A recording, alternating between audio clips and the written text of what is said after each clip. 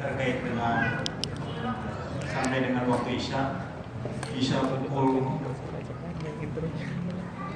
19 lebih 10 ya, 19 lebih 9. Mari kita mulai saja kajian kita dengan sama-sama baca basmalah.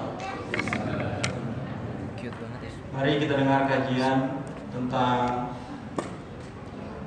menyingkap Islam di Nusantara, ya mungkin bisa nanti mungkin disampaikan karena memang saya baca juga itu Buya Hamka menyampaikan di Medan 1967 tentang kapan kedatangan Islam di Nusantara, ya walaupun nanti bertentangan dengan versi Snorkhol Broji.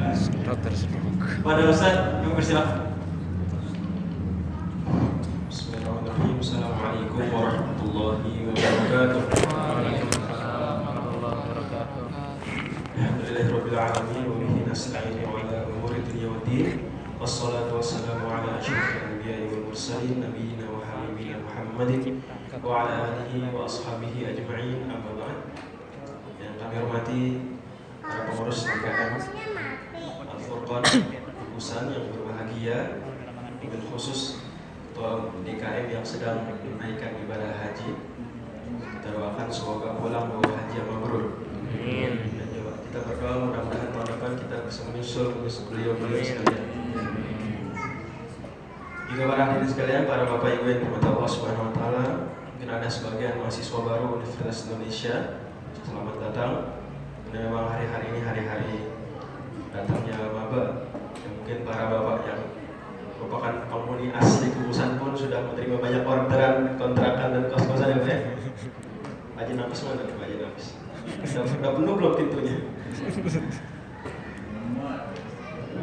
Baik.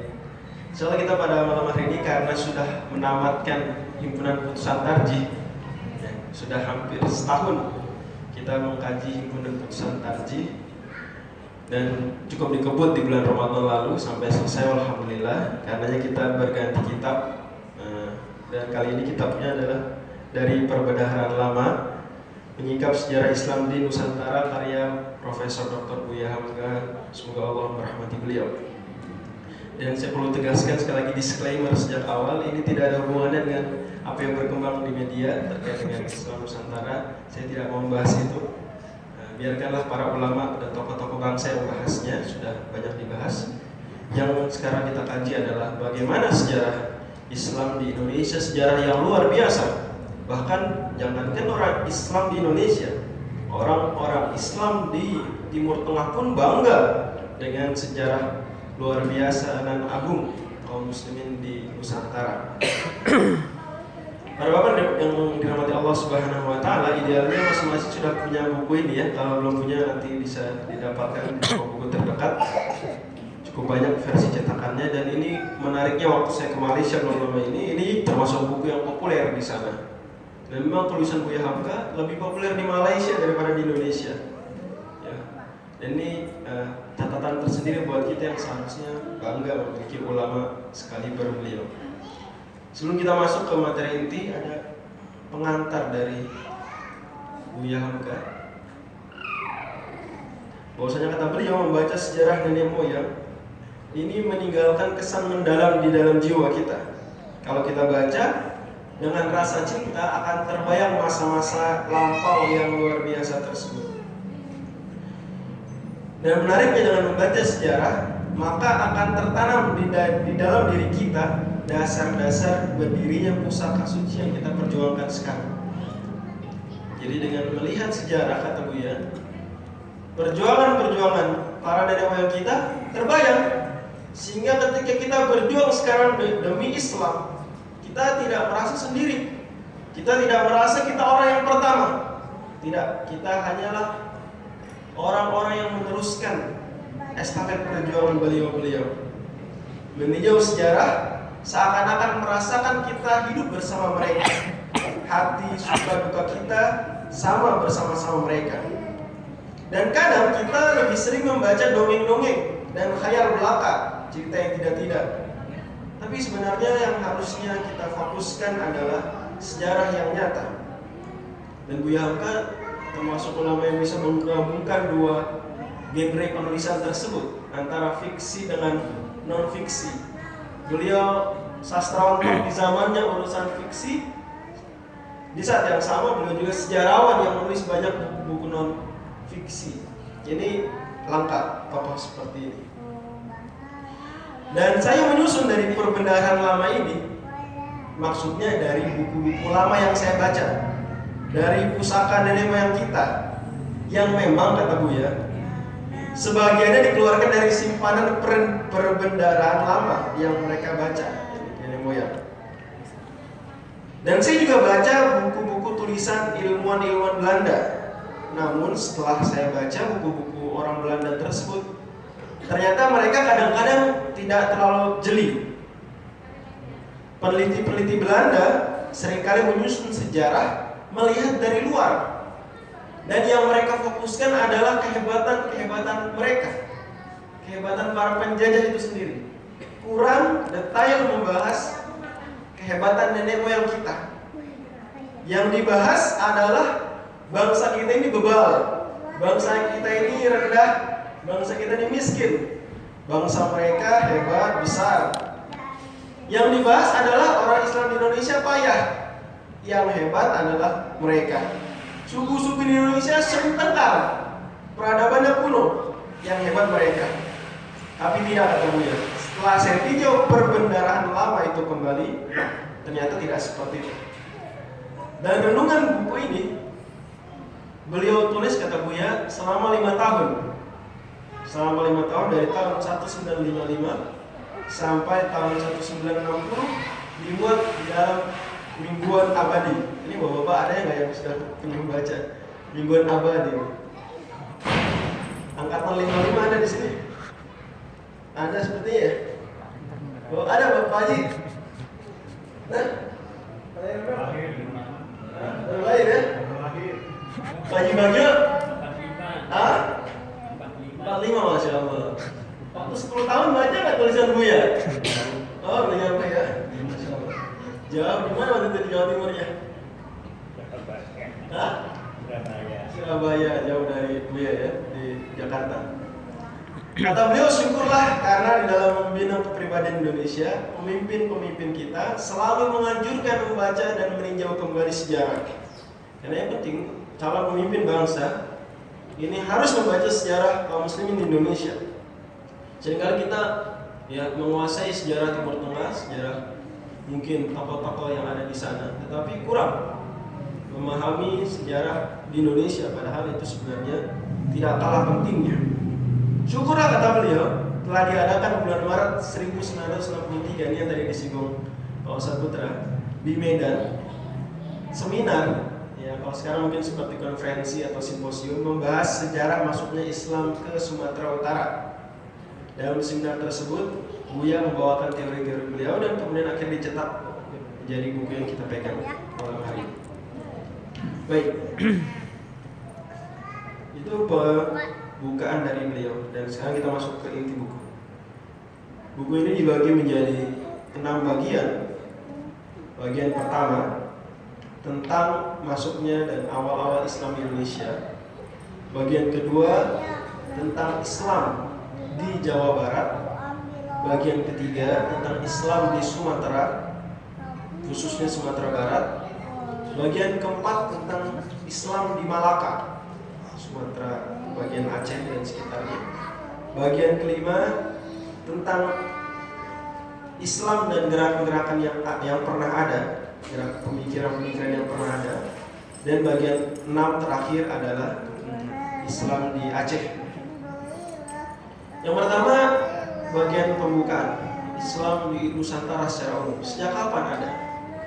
Dalam sebuah catatan sejarah di asal Tiongkok, kata Buya, ini di pertengahan abad ke-7 tertulis dalam sejarah tersebut ada kerajaan di Nusantara, dan istilah Nusantara ini bahasa Inggrisnya archipelago, ya, bahasa Arabnya al-Qabil, maknanya Nusa antara kepulauan-kepulauan, kan seperti itu ya, Nusa dan antara, sehingga mencakup tidak hanya Indonesia tetapi juga sebenarnya Jumalaya, mencakup di situ Malaysia bagian barat dan juga Thailand bagian selatan, Muslim Patani, mencakup juga Brunei dan Malaysia bagian timur karena termasuk bagian dari Pulau Kalimantan, mencakup juga Kepulauan Filipina. Apalagi Filipina memang dahulunya Kesultanan Muslim, Kesultanan Sulu, Kesultanan Muslim, sebelum akhirnya datang Ferdinand Magellan, kemudian menyebarkan agamanya di sana, sehingga kaum muslimin tersisih ke selatan. Dan mencakup juga kepulauan-kepulauan kecil yang ada di sekitar Indonesia. Ini Nusantara. Dan itu satu bagian dari rangkaian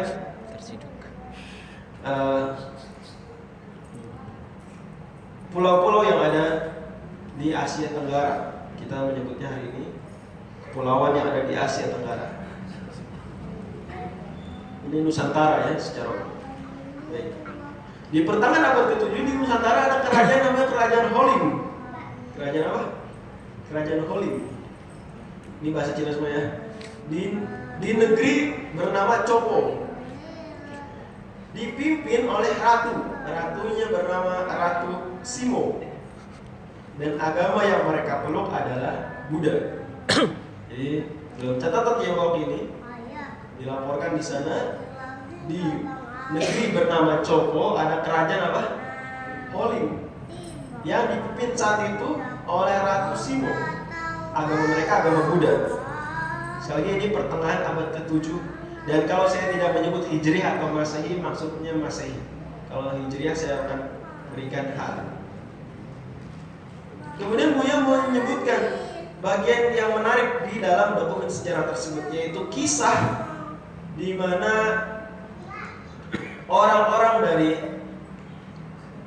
Taceh disebutnya, Taceh. Jadi orang-orang dari Taceh datang berkunjung. Kisah ini dikenal dengan kisah pundi-pundi koin uang. Kenapa kok orang-orang dari Taceh berkunjung? Orang-orang dari Taceh berkunjung karena mereka mendengar di kerajaan Holim ini warganya makmur, ratunya adil. Sehingga sebagian warga Taceh, sekali lagi ini warganya bukan putusan kerajaan, warga Taceh ini datang dan singgah di kerajaan Holim tersebut. Benar ternyata cerita tersebut bukan dongeng. Ketika mereka datang ke kerajaan Holim, Masya Allah, warganya makmur, ratunya adil. Bahkan di antara peraturan-peraturan tersebut, ya, tindakan-tindakan kriminal bisa berujung pada pemotongan anggota tubuh. Ini tercatat sampai sekarang. Kalau kita baca buku-buku sejarah, akan saya singkat kerajaan Holim ini maksudnya kerajaan apaan? Ini memang seperti itu aturannya. Dan semua rakyat tidak berani melanggar aturan tersebut. Ratunya adil, hukumnya tegak, ya, equality before the law, ada kesamaan hukum kesamaan kedudukan di hadapan hukum, sehingga benar-benar puas putusan atau maksudnya rombongan dari Taceh ini, rombongan dari Taceh puas sekali. Tapi mereka masih penasaran, jangan-jangan ini mereka ada sisi gelapnya. Kita penasaran, pengen tahu. Akhirnya mereka pun iseng-iseng menaruh beberapa kantong uang koin, ditaruh di tengah jalan. Mereka mau lihat apa yang akan diperbuat oleh warga kerajaan Holim terhadap pundi-pundi uang koin tersebut. Kira-kira kalau ada pundi uang emas ditaruh di tengah jalan Juragan Sinda, gimana? Bagi-bagi lah, taruh depan rumah ya. Besok. Kira-kira gimana? Berapa jam bertahan? Bagus kalau dilaporkan ke Masjid Al-Furqan, alhamdulillah. Kata Kapolsek Beji. Ya, khawatirnya enggak. Tapi ternyata tidak ada yang menyentuhnya. Setiap ada orang yang lewat melihat pundi-pundi tersebut, dijauhi. Semua menghindari, nggak mau dekat-dekat pundi uang tersebut. Waktu itu belum ada mobil dan motor ya, sehingga ya mudah bisa lewat-lewat saja. Tidak perlu disingkirkan untuk kemudian dianggap menghalangi jalan. Dan ini yang berlangsung selama 3 tahun. 3 tahun tidak ada yang menyentuh. Hingga akhirnya ada seorang warga kerajaan Holim yang statusnya saat itu sebagai putra mahkota kerajaan Holim, ini iseng-iseng menendang, sekali lagi bukan mengambil ya, menendang, kasal juga dia 3 tahun tidak diambil-ambil, mana yang punya, dia tendang ke pinggiran jalan dan berhamburanlah uang tersebut. Ratu Simo mendengar laporan kejadian tersebut, langsung memanggil putra mahkota yang notabene merupakan putranya sendiri. Dipanggil. Kemudian putra mahkota ini pun disidang dan berujung persidangan tersebut pada vonis putra mahkota ini harus dipotong anggota tubuhnya yang bersalah. Apa berarti? Kakinya, dipotong kakinya. Benar dipotong di hadapan rakyat. Akhirnya rombongan asal Aceh tersebut kemudian pergi meninggalkan kerajaan Holing dengan membawa berita yang luar biasa ini, dan tersiar luas beritanya sampai tercatat di dokumen sejarah Tiongkok. Kata Buya, penelitian selanjutnya menyatakan bahwa Copo yang dimaksud itu Java, Jowo. Copo ini Jawa. Gimana ceritanya? Mulut orang Cina ngomong Jawa, Copo. Kemudian kerajaan Holing ini kerajaan Kalingga. Kerajaan Holing, kerajaan apa? Kalingga. Ratu Simo, ini Ratu Shima. Nah, ini memang benar Ratu Shima. Populer dalam sejarah Nusantara, Ratu Shima, ratu yang adil, legendaris, yang wafat tahun 732. Wafat karena diserang oleh kerajaan Sriwijaya saat itu. Ya. Kemudian Aceh yang dimaksud ternyata adalah Arab. Jadi orang-orang Tiongkok saat itu kata Buya, ini menyebut Aceh dan menyebut Arab tuh Aceh.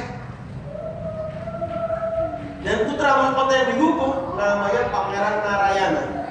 Benar demikian loh. Pangeran Narayana memang tercatat ya buntung kakinya karena hukuman ibunya. Dan tadi ini di abad ke-7 ya. Tepatnya pada periode 674 sekitar ini atau 625, 624 lah. Selama 3 tahun dari bangsa Aceh tersebut ada di sana. Di dokumen tersebut tertulisnya putusan dari bangsa Aceh termasuk raja mereka. Tapi kata beliau enggak. Ini ada kekeliruan penyebutan istilah. Yang pertama, raja di situ bukan raja Arab. Enggak, raja Arab saat itu tidak ke Nusantara. Tetapi kata Buya itu amir rombongan. Kepala rombongan itulah kata Buya yang disebut dalam bahasa Arab amir perjalanan, merangkap juga menjadi imam dalam sholat. Kata Buya, amir dapat juga diartikan dengan raja, tapi bukan raja. Kemudian ini pun putusan bukan putusan dari raja, tetapi hanyalah rombongan musafir yang mengembara sebagai saudagar saat itu. Karena memang ini Arab ya. Mereka punya stasiun dagang di Syam dan di mana? Di Yaman. Allah sebut di Quran. Allah sebut ya, surat Quraisy. Ilafihim rihlatasyita'i was-shayf. Rihlatasyita, perjalanan dagang di musim dingin, maksudnya ke Yaman. Orang-orang Quraisy Mekah dagang ke Yaman. Was-shayf, rihlatasyayf, perjalanan dagang di musim panas kemana? Ke Damaskus, ke Syam. Jadi mereka kalau musim dingin, orang-orang Arab Mekah kemana? Ke Yaman. Kalau musim panas ke Syam. Ke Syam ini rantai jalur sutra darat. Ingat ya legenda jalur sutra ya, menghubungkan dari Cina sampai ke Eropa melalui Timur Tengah tentu saja. Dan Yaman ini jalur sutra laut, jalur sutra laut Yaman, Habasyah, Teluk Arab, kemudian selatan India, Selat Malaka, kemudian Cina, kan gitu ya. Jadi Rihlata Syita wa Shaif itu dari Rihlata Syita kemana? Musim dingin ke Yaman. Rihlata Shaif kemana? Ke Syam, ke Damaskus. Jadi Rihlata Syita wa Shaif benar-benar di situ ada isyarat jalur sutra darat dan jalur sutra laut.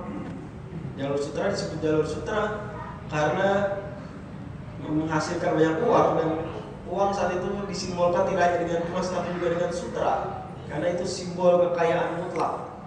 Selain juga karena diantara komoditasnya adalah sutra dari Cina. Nah, jadi Tajih ini Arab tahun 674 Masehi.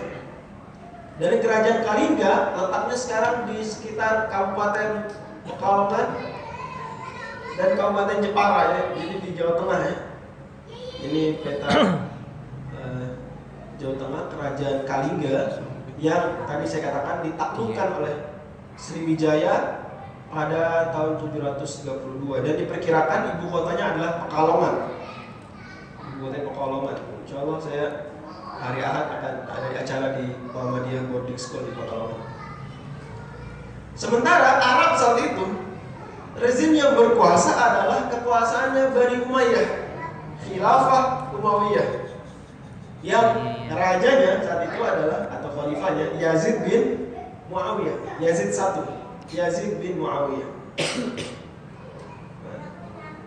Dan memang saat itu ibu kotanya di Damaskus dan kekuasaannya selebar ini. Koinnya saat itu wujudnya seperti ini. Ini koin yang digunakan oleh bangsa Arab saat itu. Dan koinnya masih koin Romawi. Jadi koin Romawi memang seringnya mereka menggunakan dirham, silver coin, koin perak. Dan gambarnya masih gambar kaisar-kaisar Romawi Timur. Sampai nanti zaman Abdul Malik bin Marwan baru orang Islam nyetak sendiri gambar khalifah mereka. Seperti itu. Tapi sebelumnya, bahkan zaman Nabi Muhammad SAW, uangnya itu gambarnya gambar kaisar Romawi. Sampai zaman Nabi. Jadi kalau kita baca sirah Nabawiyah, dirham dinar itu aslinya bergambar kaisar Romawi, kaisar Persia. Karena orang Arab saat itu belum mencetak uang sendiri. Uangnya masih memakai uang negara tetangga. Tetapi semenjak zaman Bani Umayyah, mereka memberikan tambahan cetakan yang bernuansa Islam, yaitu seperti Fulan Sabit dan tulisan Rasulullah. Ada tulisan Rasulullahnya. Ini kalau koinnya koin mereka. Bisa juga koin yang ditaruh di tengah jalan tersebut koin Cina, bisa juga. Atau koin peradaban lain, dan ini lebih mendekati kebenaran wallahu a'lam. Karena memang mereka tentu saja menghormati tulisan Allah yang ada di koin ya, bisa ditaruh tengah jalan. Baik. Itu tadi, jadi ternyata Aceh saat itu dikuasai oleh Khilafah Bani Umayyah karena ceritanya tadi tahun 674. Tahun 674. Nabi Muhammad SAW wafatnya tahun 632. Nabi lahir tahun 571, wafat tahun 632. Nabi Muhammad SAW jadi usianya kalau di tahun Masehi 61 tahun. Kalau di tahun Hijriah 63 tahun. Jadi penting ya. Jadi Nabi SAW 63 tahun tuh tahun Hijriahnya. Masehinya 61 tahun. Karena memang ada selisih per tahun antara Hijriah dengan Masehi berapa hari? 10 sampai 11 hari, 10 sekian hari.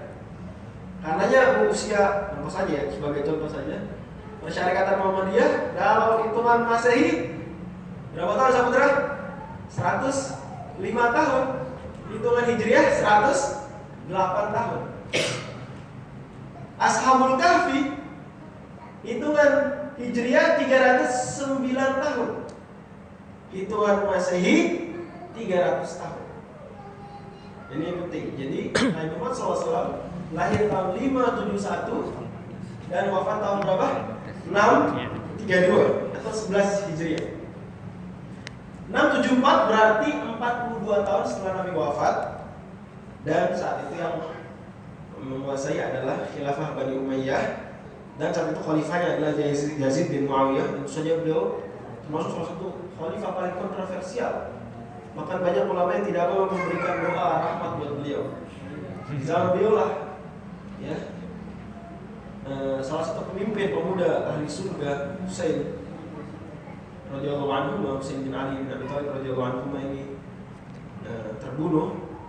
Zaman beliau juga Madinah diserang dan sebanyak cukup kontroversial. Karenanya tidak mungkin raja yang dimaksud adalah di dalam cerita Cina tadi, Raja Yazid benar-benar datang ke Kalingga itu mustahil, karena dia hanya menjabat 2 tahun sekian bulan. Itu pun tahun-tahun yang pelik, tahun-tahun yang panas secara politik dan militer. Dan dia sendiri tidak beranjak dari Damaskus, praktis tidak beranjak dari Damaskus. Karena raja yang dimaksud tadi, maksudnya adalah pimpinan rombongan, karena memang Nabi Muhammad SAW bersabda, "Idza kuntum salasatan falyu'amir ahadukum shahibah." Hadis riwayat Bukhari Muslim. Barang siapa kalian pergi safar 3 orang, maka hendaklah kalian memilih salah satunya menjadi pimpinan rombongan. Ini sunnah Nabi. Kalau pergi 3 orang, pilih salah satunya menjadi pimpinan rombongan. Baik. Menariknya, dalam catatan pengembaraan Tiongkok lainnya, di tahun yang sama ada sekelompok bangsa Arab yang membuat kampung di pesisir barat Pulau Sumatera. Pesisir barat Pulau Sumatera. Kata Buya, kedua catatan sejarah ini mengubah pandangan kita. Biasanya catatan masuknya Islam dimulai pada abad ke-11. Sekali lagi, ini sebelum simposium nasional tadi, ini teori yang populer adalah tahun 11. Tahun 11. Ya, teorinya Snok-Burgonji. Dan juga waktu itu cukup dipercaya memang. Abad ke-11 baru ada, abad ke-11 Masehi. Abad ke-11. Sementara kata Buya enggak. Dengan catatan-catatan tadi berarti terbukti Islam dan kaum muslimin masuk Nusantara 4 abad sebelumnya, yaitu abad ke-7. Dan ini ternyata diamini oleh hasil penelitian jurnal dari Princeton University di Amerika Serikat, bahwa Islam memang masuk Nusantara itu sejak abad 7 Masehi atau abad pertama Hijriah. Sejak abad pertama Hijriah. Memang sejarah kaum muslimin di Indonesia tidak tercatat begitu rapi, karena yang datang ke Indonesia bukan ekspedisi resmi utusan kekhalifahan. Kalau utusan resmi kekhalifahan pastilah membawa surat dan ada catatan tahunnya. Tapi tidak, bukan pula pasukan militer. Kalau pasukan militer, orang Arab itu sangat cermat mengingat tanggal dan tahun perang. Tetapi yang datang hanyalah rombongan-rombongan dagang saja yang menumpang lewat, singgah, sehingga catatannya tidak begitu rapi. Dan apalagi saat itu kata Buya, kerajaan Hindu Buddha pun masih sangat kuat. Ya, Sriwijaya masih baru berjaya abad ke-7, baru berjaya, sehingga belum terlalu masif dakwah yang disebarkan para pedagang tersebut. Tetapi fakta yang tidak bisa dipungkiri semuanya adalah bahwasanya memang bangsa Arab telah berkelana melintasi Nusantara menuju Cina. Bahkan bangsa Arab saat itu punya markas dagang di Kuantan. Di Kanton. Kanton hari ini namanya Guangzhou. Mas Riwan ke Guangzhou apa? Guangzhou Enggak ya. Di Kanton ini ya. Markas dagang orang Arab di Kanton atau Guangzhou. Sekarang modern namanya.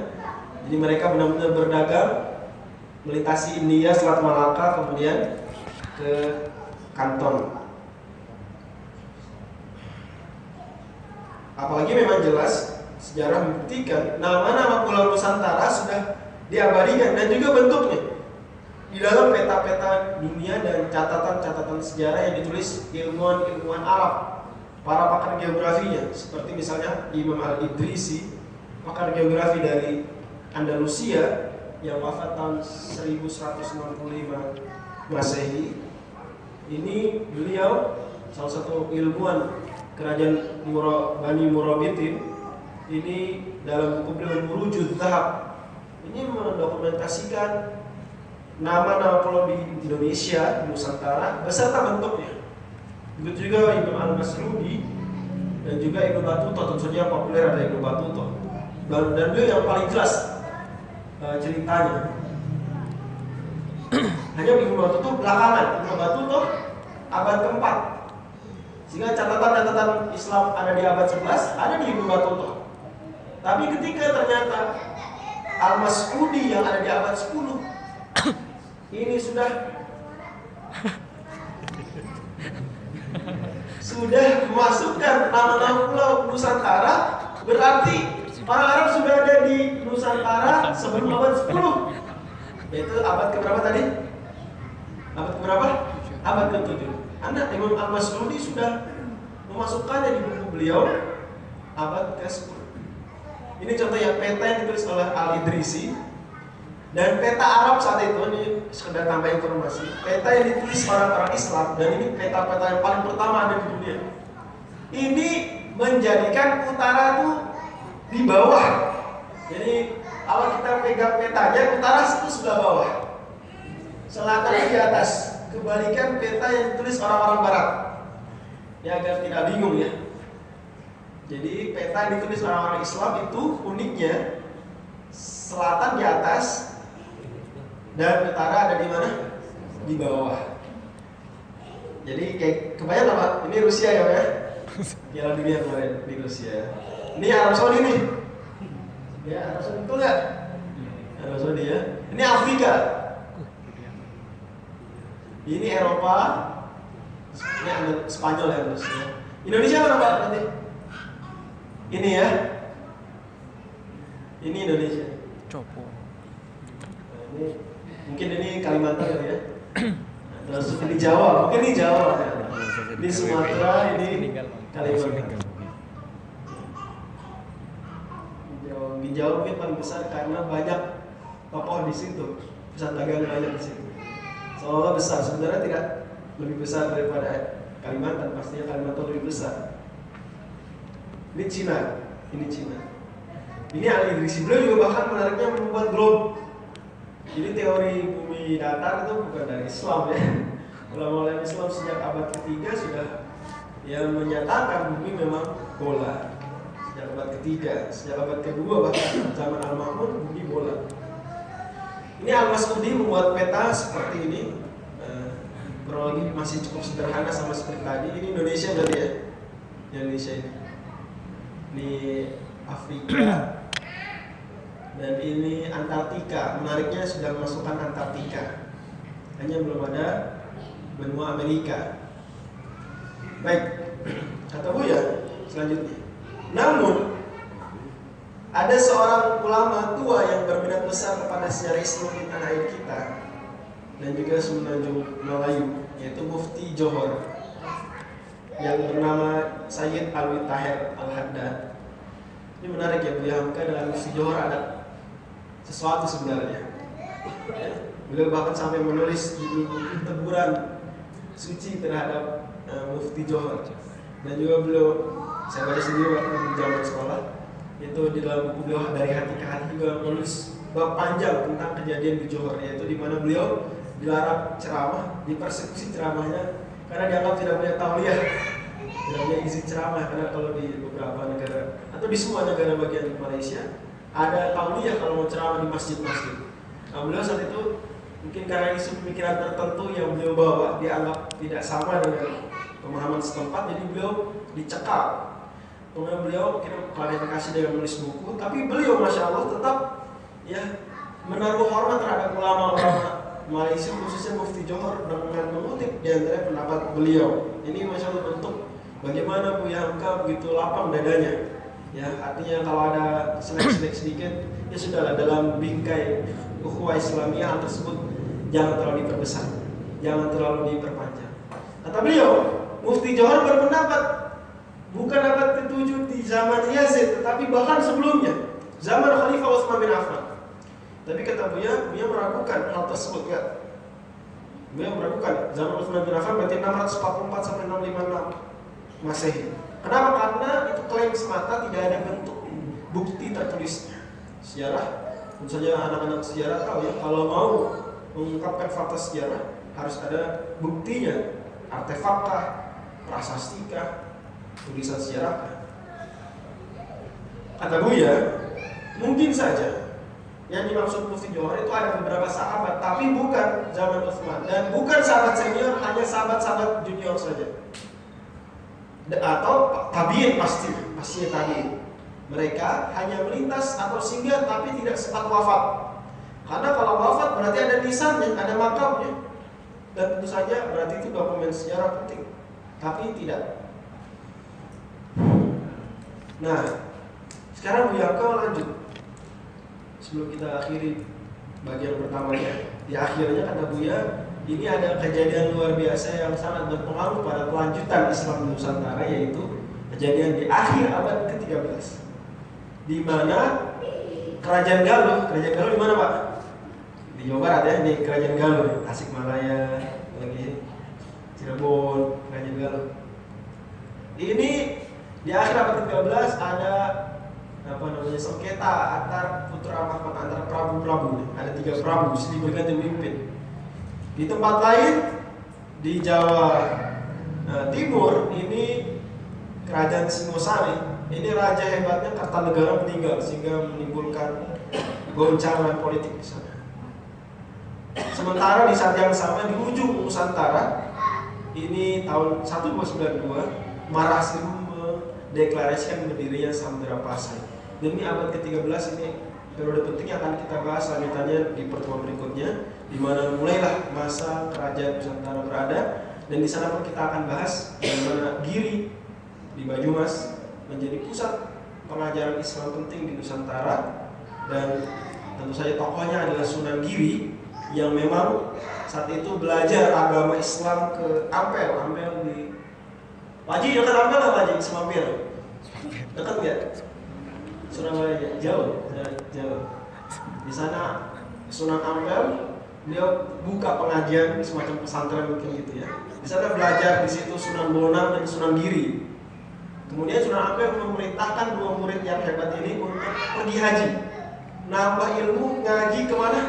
Ke Mekah sekalian pergi haji, dan mereka singgah dulu di Samudra Pasai yang saat itu sudah berdiri kerajaan Islam. Kalau misal sampai sini barangkali bisa kita bahas di pembahasan pertama buku dari Perbedahan Lama karya Buya Hamka. Kurang lebih saya minta maaf. Jika ada yang ingin didiskusikan bisa disampaikan. Wallahu a'lam. Ada 3 menit terus.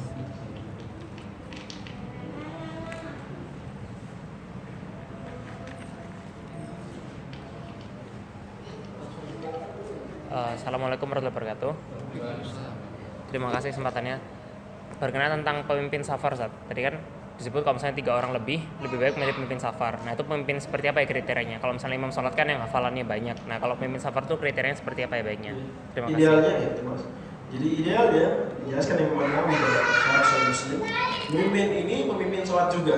Idealnya pemimpin ini pemimpin sholat juga. Tapi kalau misalnya pemimpin sholatnya bukan orang yang mengerti jalan, maka tidak mengapa pemimpin sholat berbeda dengan pemimpin safar. Dipilih saja yang paling tegas, yang paling bisa menggerakkan rombongan, yang paling tahu jalan rombongan sholat. Silakan, satu lagi mungkin 2 menit.